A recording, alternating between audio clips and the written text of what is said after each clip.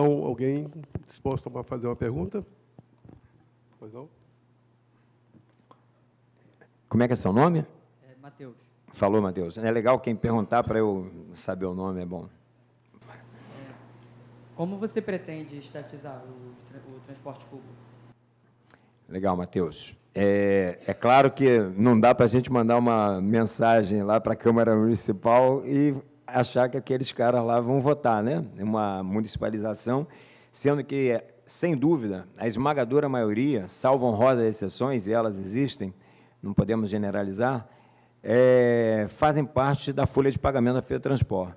Mas, Matheus, você é muito jovem, mas quando você participou, e provavelmente você participou, e todos talvez aqui nessa sala tenham participado, das mobilizações de junho de 2013, quando a gente foi para as ruas pedir passe livre, por exemplo, em várias capitais, ou a tarifa zero, né? Não era só por 20 centavos, o Rio de Janeiro já tinha passe livre. Um passe livre totalmente restrito, né? Que é aquela coisa do cartãozinho da Rio Car, que o estudante só pode ir da casa para a escola e da escola para casa, como se ele fosse para um museu, para uma biblioteca, para um cinema, isso também não fizesse parte do processo de educação dele, inclusive uma educação muito mais plena. Mas o passe livre já existia no Rio de Janeiro, por quê? Porque no início da década de 90, final da década de 80, início da década de 90, nós tínhamos um vereador que, por sinal, era do nosso partido, Guilherme Rezer, era do PSTU, e ele colocou uma emenda sobre o passe livre na Câmara Municipal. É óbvio que o Guilherme não convenceu aqueles vereadores a votar no passe livre por conta dos seus belos argumentos. Não. No dia da votação do passe livre, a Câmara Municipal estava lotada de estudantes. A praça, a Cinelândia, estava tomada de estudantes. Tinha tantos estudantes dentro da Câmara que eles acabaram entrando para dentro do plenário. Cada vereador votou com um estudante no cangote dele, tá certo? E aí passou o passe livre.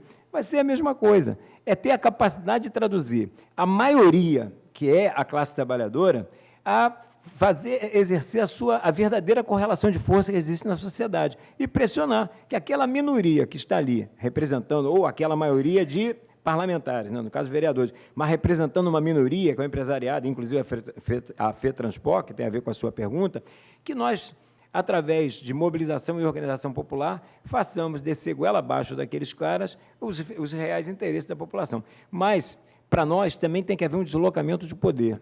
O centro do poder não pode ser aquela Câmara Municipal, tem que ser os conselhos populares, formados a partir de locais de trabalho, locais de estudo, locais de moradia. Esse tem que ser, efetivamente, o centro de poder, para discutir orçamento, para discutir medidas como essa, e a Câmara tem que ser apenas homologatória, mas, para garantir isso, tem que ter uma mobilização que a gente tenha condições de impor àquela maioria de parlamentares comprometidos com a FETranspor medidas de interesse da classe trabalhadora. Obrigado. Mais alguém? Eu tenho uma pergunta para fazer.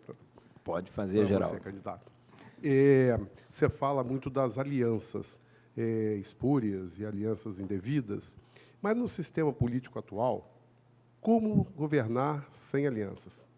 Já que é no legislativo que as coisas andam de verdade, né? Se as leis nos impedem de fazer as coisas, não se faz. Obrigado, Geraldo, pela pergunta. Primeiro, essa pergunta ela me possibilita também falar de algo muito importante, porque a gente escuta muito essa coisa de progressistas, conservadores, esquerda, direita, e essa não é a real divisão da nossa sociedade. A sociedade está dividida em classes sociais, e você tem uma classe social que é dominante, que é uma minoria, mas é a detentora dos meios de produção, é a proprietária dos meios de produção e da propriedade privada, que é a burguesia, ou o empresariado, porque a palavra burguesia ficou meio fora de moda. Tá? O Cazuza ainda meio morreu, caramba, porque o Cazuza, pelo menos, a burguesia fede, me ajudava para caramba quando eu falo contra burguês, lute forte 16, era mais fácil até, mas, né? E essa coisa foi caindo, mas ainda que tenha ficado meio fora de moda, falar em burguesia, mas a sociedade continua dividida em classes sociais. E aí, essas classes sociais têm duas fundamentais, que é A classe dominante, que é a burguesia, ou o empresariado, o grande empresariado que eu estou falando aqui, não é o cara do dono do armazém da esquina, o dono da oficina, o cara da padaria. Esses caras, às vezes, trabalham mais que os próprios empregados deles. Eu estou falando aí dos grandes empresários, do sistema financeiro, dos grandes empresários do sistema de comunicação, as famílias Marinhos da vida, é o Abílio Diniz, os Odebrecht, as grandes empreiteiras, o agronegócio, isso que nós estamos falando, né? E, do outro lado, a classe trabalhadora, que é a esmagadora maioria e que é quem constrói a riqueza da sociedade. Quando você divide a sociedade em classes, que é a real divisão da sociedade, os partidos têm que estar ligados ou a uma ou a outra. E, lamentavelmente, a esmagadora maioria dos partidos, eles estão servindo à burguesia. No nosso arco de alianças hoje, por exemplo, defendendo, do nosso ponto de vista, a classe trabalhadora, nosso arco de aliança se restringe a 2 partidos, que é o PSOL e o PCB. Lamentavelmente, como já expus aqui anteriormente, o PSOL e o PCB hoje privilegiam uma política de aliança que é justamente serem o elo junto aos setores progressistas da sociedade. E quando você vai para essa história dos setores progressistas, aí vai fazer o que o PT fez.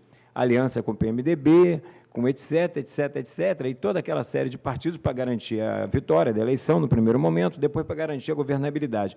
Mas garantiu a eleição para governar para quem? Garantiu a governabilidade para governar para quem? Para aprovar a proposta de interesse da classe trabalhadora? Para aprovar uma proposta mínima de uma reforma mais substancial para que melhorasse as condições de vida da classe trabalhadora? Nós tivemos aqui um reformismo quase sem reformas, né?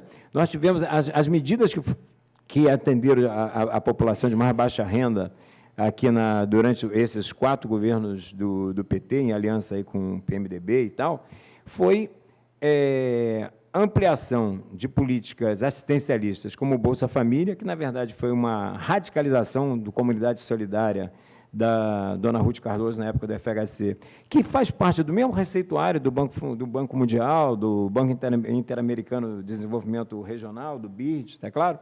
E que são políticas compensatórias, não são políticas que mudam absolutamente nada. E a outra foi através do endividamento da população, que foi fornecimento de crédito. E as pessoas foram se endividando de acordo com a sua medida. Quem tinha mais se endividava no cartão de crédito, né?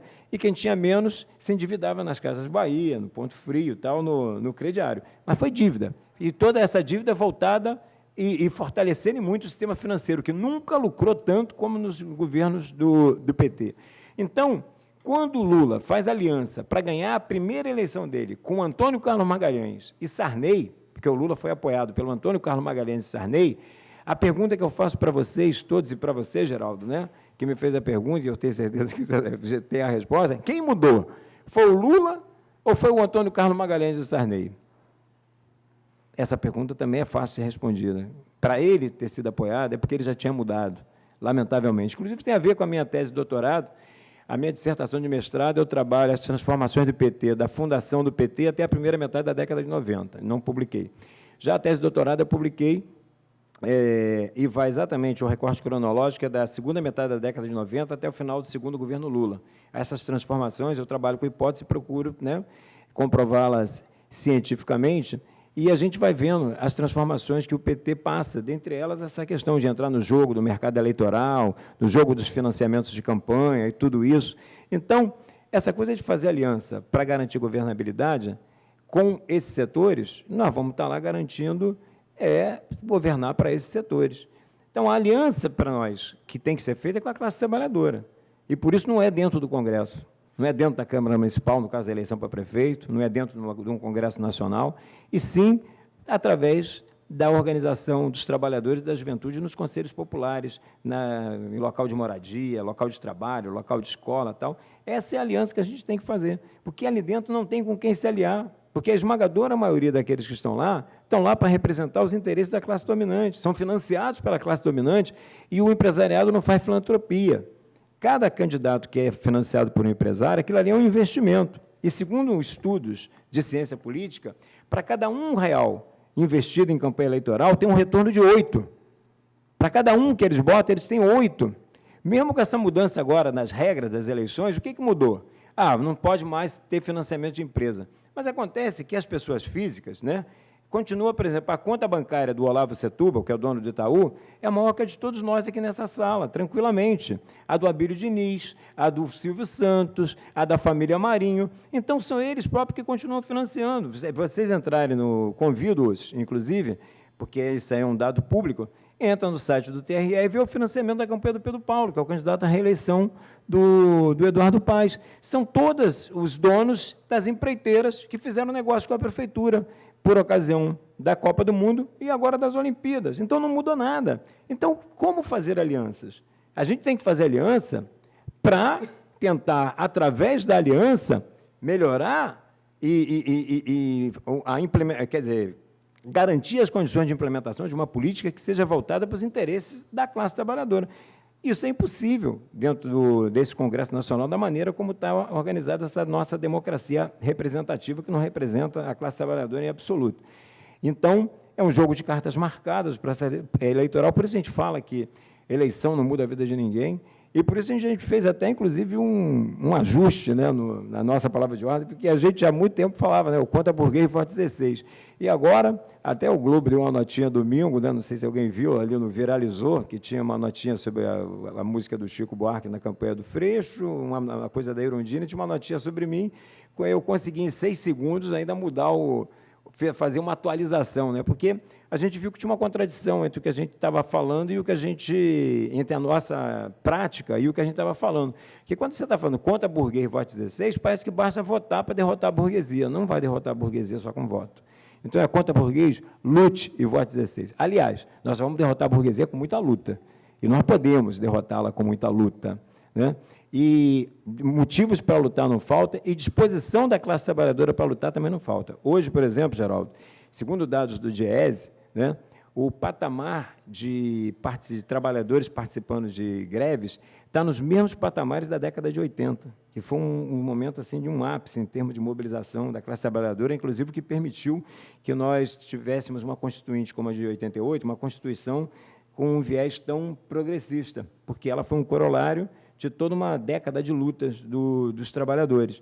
Então, hoje, esses patamares de luta estão aí. O que tem é que a gente tem que unificá-los, mas, lamentavelmente, as principais centrais sindicais, como a CUT, como a CTV, antes estavam comprometidas com o governo Dilma, porque faziam parte do governo. E agora, ao invés de botar na rua o povo para lutar contra as reformas do Temer e contra o próprio Temer, mas na perspectiva de construir uma alternativa do ponto de vista da nossa classe, que seria um novo processo eleitoral, com novas regras, com uma série de modificações nessas regras, tornando a eleição, de fato, mais democrática, lamentavelmente não é isso que eles fazem, porque, na verdade, é aquela tese do golpe, é o fora Temer que encobre a questão do voto a Dilma, e, na boa, eu não sei onde vocês estavam no dia da votação do impeachment. Eu estava comendo, eu estava em Nova Iguaçu, eu estava dando aula, e eu estava exatamente num restaurante do lado da Unig, na hora em que foi lançado o placar.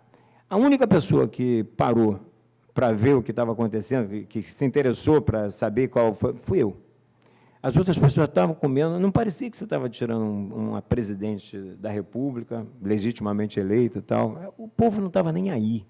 A classe trabalhadora mesmo não estava nem aí para o que estava acontecendo. Então, concretamente, se houvesse um golpe, de fato, né, nas instituições, como é a tese, o povo sairia em defesa.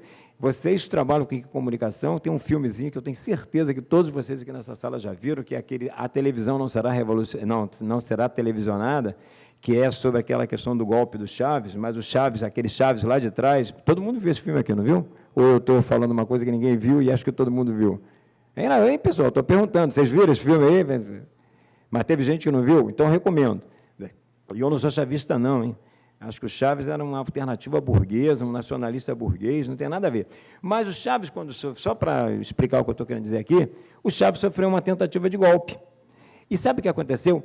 A toponímia de Caracas é muito parecida com a do Rio de Janeiro. Os morros, as favelas são nos morros como aqui. As favelas desceram. As favelas desceram, sitiaram o Palácio de Miraflores e obrigaram o governo a botar o Chaves de novo no poder. E fizeram mais, para vocês que estudam comunicação, que isso foi o mais legal. Elas invadiram as empresas de comunicação e a massa assumiu a condução ao vivo. Tem uma cena que é hilária, quando o cara está dizendo, não, porque, não sei, aí de repente, não, eu vou ter que ir embora, porque eles estão invadindo aqui. E os caras chegaram lá, sentaram e falaram assim, não, o Chávez está de novo no poder e tal, tal.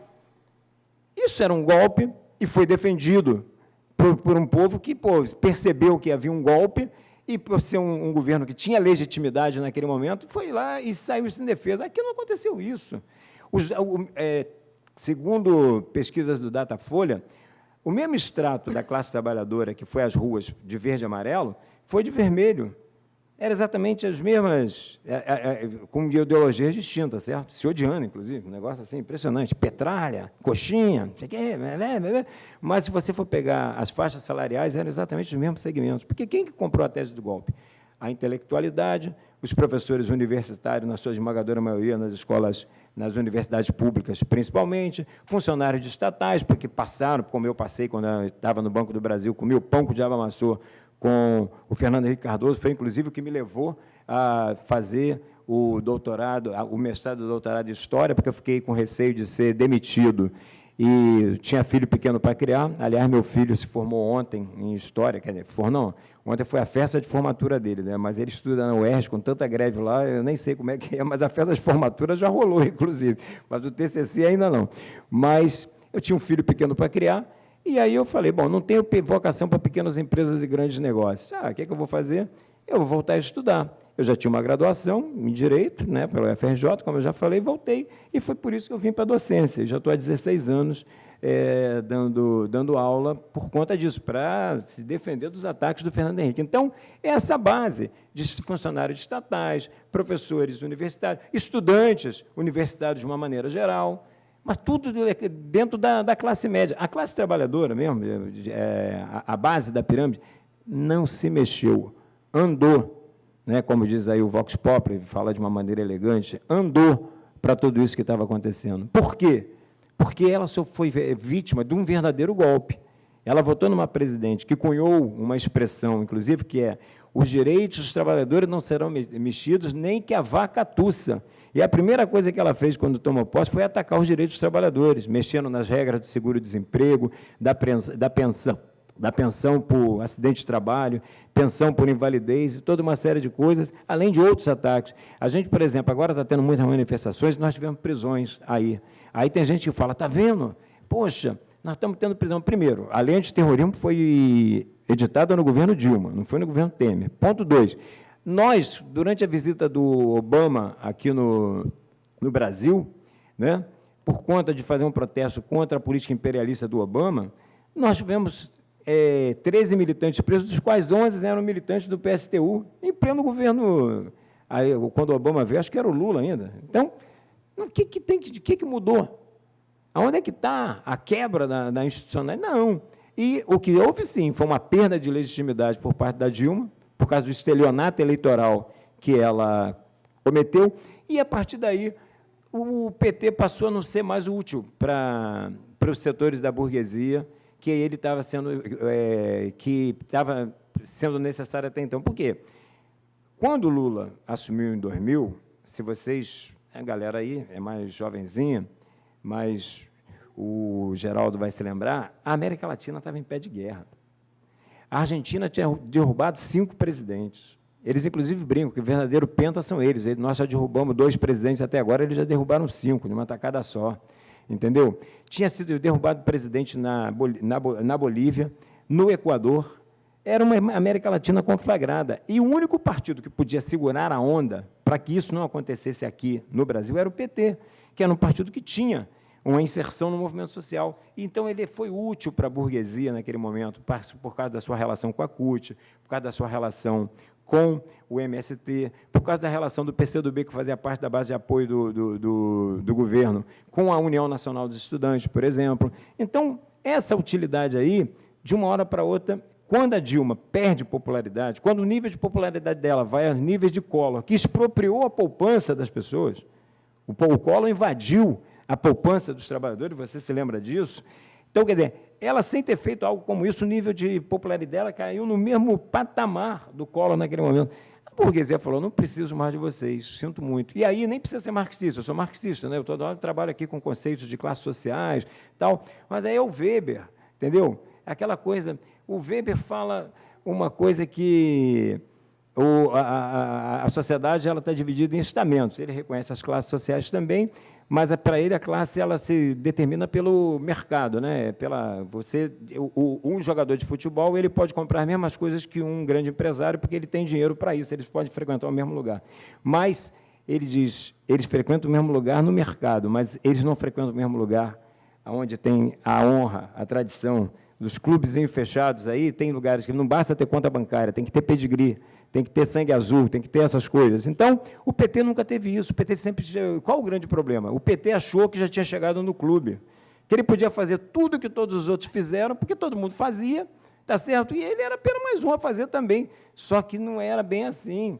O PT tinha cheiro de macacão, entendeu? O PT um dia teve um pé de fato na fábrica. O Lula é um presidente porque não tem o segundo grau completo, é um nordestino vencendo num país extremamente preconceituoso, machista, racista, homofóbico, xenófobo, LGBT, tudo que de ruim nós temos aqui nesse nosso país. E o cara ganhou uma eleição, e é assim, e acha que pode fazer a mesma coisa que os outros que sempre fizeram? Porque Lava Jato é a novidade. Existe uma tese de doutorado de um colega lá na UF, que se chama Estranhas Catedrais, não sei se você conhece, onde ele mostra que as 4 maiores empreiteiras que existem no país, sabe quando que elas foram formadas? Por esse mesmo esqueminha aí da Petrobras, na época da ditadura militar, com Ponte Rio-Niterói, Ferrovia Norte-Sul, Itaipu Binacional, essas grandes obras, e todas essas empresas se locupletaram de dinheiro público exatamente, só que não tinha lava-jato, não tinha imprensa, não tinha nada, porque se falasse era o cadafalso, era uma ditadura, mas a roubalheira era a mesma. E um montão de milico aí que chega esses Bolsonaro da vida, entende? Para tentar falar de moralidade, pregar seu discurso de ódio e falar de alguma coisa que reproduzia exatamente as mesmas práticas que depois se fez na chamada democracia formal que se estabeleceu a partir do fim da ditadura, com a nova república e tudo isso. Não mudou nada, entende?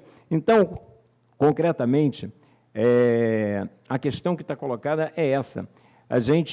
O PT ficou suspenso no ar, perdeu a legitimidade e deixou de ser útil para a burguesia, que resolveu assumir em um governo clássico da burguesia, que é o Michel Temer, aquele cara que bota um cara do PSDB no Ministério da Segurança, um cara que acha que bandido bom é bandido morto, você está entendendo? E vai por aí afora.